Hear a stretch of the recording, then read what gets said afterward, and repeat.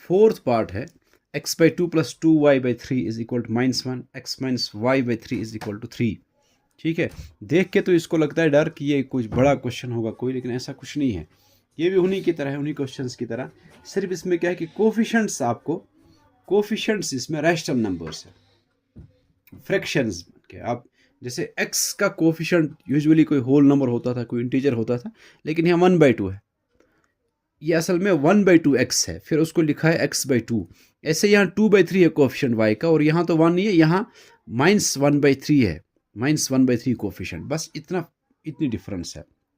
आपको यहाँ भी ऐसे देखना है कि x वाले टर्म में सब है। यहाँ असल में ये ऐसे हैं, x 1/2x, x का कोफिशेंट 1/2 है।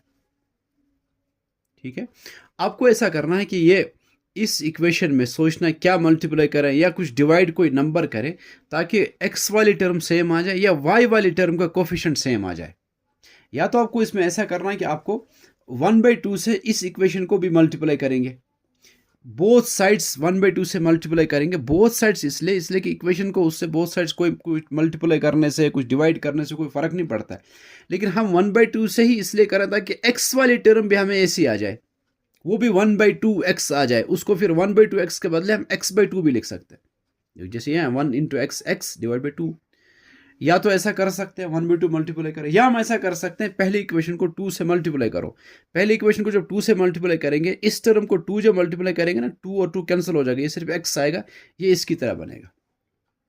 चलो ऐसा करते हैं, इसी को हम 1/2 से मल्टीप्लाई करते हैं। इक्वेशन सेकंड को,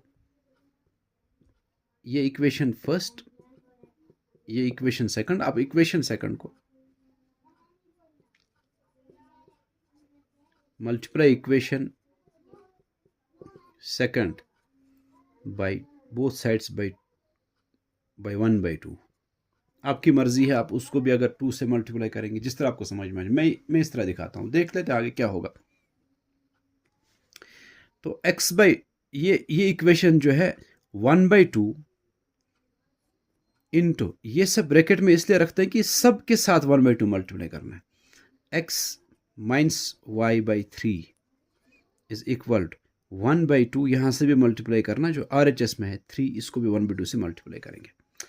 अब 1/2 पहले x के साथ 1/2x, 1/2 इंटू एक्स 1/2x, बस यही चाहिए था हमें, इसलिए कि पहली इक्वेशन में भी 1/2x है, फिर उसको लिखा गया x/2, इसको भी लिखेंगे वही अच्छा इधर इसके आगे प्लस है, इसके आगे माइनस है, प्लस माइनस माइनस, फिर 1/2 इंटू वाई बाई 3, ये ऐसे है, ये ऐसे होगा 1/2 into y by 3, 1 into y, 2 into 3 6, ये y बाई 6 बनेगा।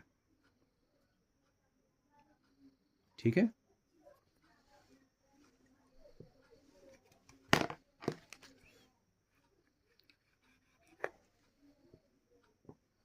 इज इक्वल टू, यहाँ 1 इंटू 3 3 डिवाइड बाई 2 3/2, ये हमारी इक्वेशन थर्ड होगी।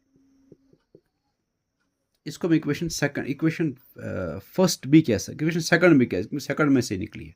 चलो अब थर्ड रखते हैं नाम इसका।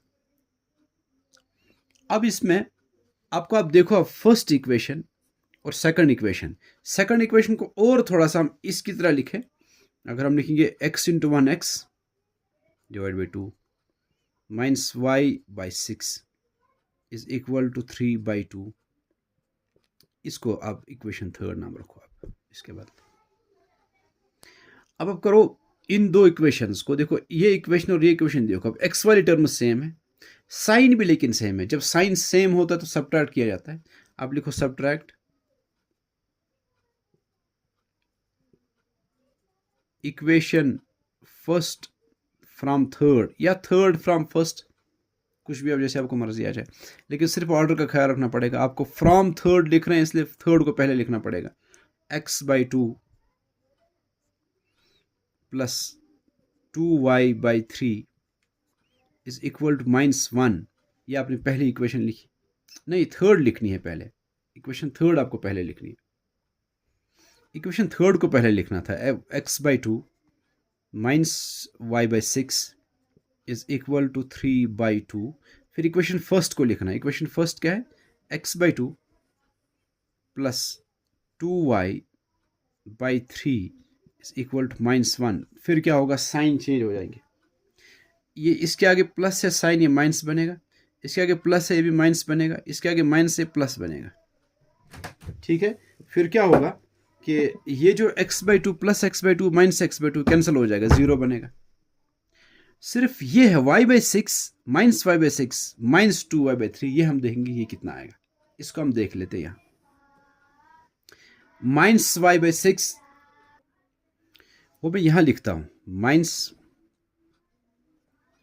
y/6, इन दो को ना, इन दो को, ये भी नेगेटिव साइन, इसका भी नेगेटिव साइन अब है, इसको हम सिंप्लीफाई करते हैं। y/6 minus y/6 minus 2y/3, ये देखते हैं कितना आएगा। अब देखो इसमें भी y है, इसमें भी y है, y को कॉमन ले लो आप। यहां का y कॉमन आया, यहां कुछ नहीं रहा, सिर्फ नेगेटिव साइन अकेला। जब कुछ नहीं रहता है ना, जब कोई टर्म हम कॉमन लेते हैं कोई, तो उसमें जब कुछ नहीं रहे तो 1 रहता है, लेकिन वो अपने नेगेटिव साइन के साथ रहेगा, -1 आएगा यहाँ।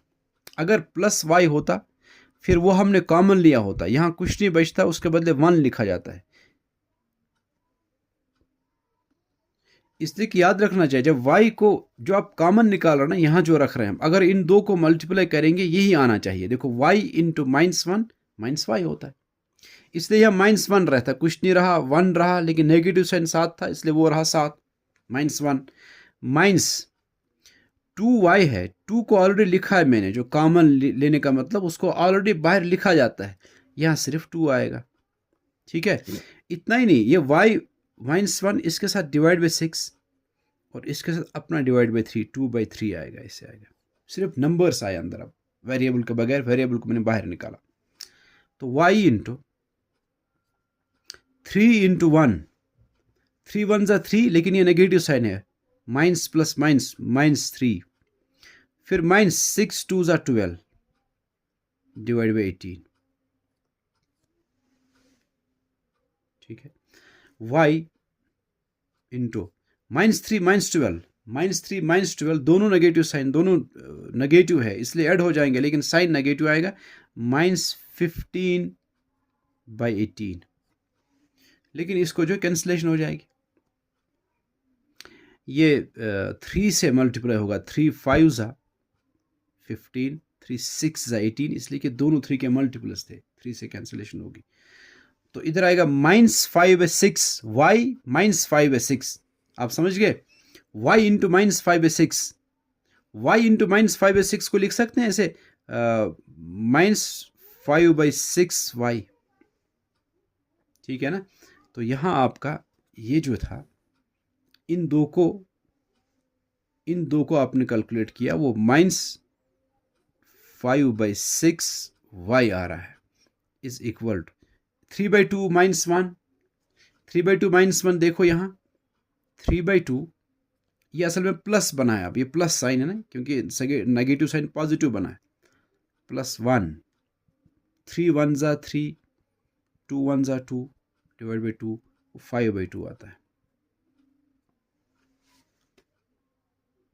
ठीक, अब y का वैल्यू क्या आएगा, आपको y यहां ही रखना है, 5/6 को उधर ट्रांसपोज करेंगे। अब आपको y चाहिए, y यहीं रखेंगे, y के साथ -5/6 इंटू है, जब ये फ्रैक्शन होता है ना, ये रैशनल नंबर है, -5/6, ये जब ट्रांसपोज होता है ये वहां भी इंटू ही रहता है, लेकिन रेसिप्रोकल बन के ये ऐसे आएगा, अपना साइन साथ लेके 5/2 ऐसे रहेगा, इंटू -6/5। ठीक, और इसमें मल्टीप्लिकेशन में कैंसिलेशन ऐसे भी होती है, 5 1 ज़ा 5, 5 1 ज़ा 5, 2 1 ज़ा 2, 2 3 ज़ा, और ये नेगेटिव है इसके साथ रहेगा आपका। इसमें y इज इक्वल टू, ये तो 1/1 तो 1 ही होता है, यहाँ -3 आया, क्योंकि 3 आया नेगेटिव साइन उसके साथ रहेगा, -3/1 लिखने की जरूरत नहीं है, y इज इक्वल टू -3, तो y -3 आ रहा है। अब y का वैल्यू इसमें सब्स्टिट्यूट करो, बस x का वैल्यू, मुझे लगता है ये आप कर सकते हो खुद आप, कि y का ये value y is equal to -3 इस इक्वेशन में सब्स्टिट्यूट करो आप, वहाँ x तो ऐसे आएगा y के बदले माइनस, यानी इस वो इक्वेशन ऐसे आएगी x माइनस y को रिप्लेस करना है -3 से। इसका ख्याल रखना, यहाँ नेगेटिव साइन y का जो वैल्यू वो भी नेगेटिव है, अपना ये माइनस साइन पहले रखना है, उसके बाद y को नेगेटिव लिखना है, -3/3 is equal to 3।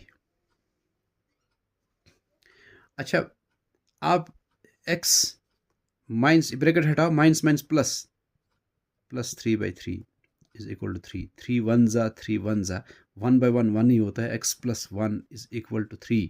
x is equal to, ये माइनस ये 1 वहाँ जाएगा, सब्ट्रैक्ट हो जाएगा, x इज इक्वल टू 2। ये है दो वैल्यूज इसके।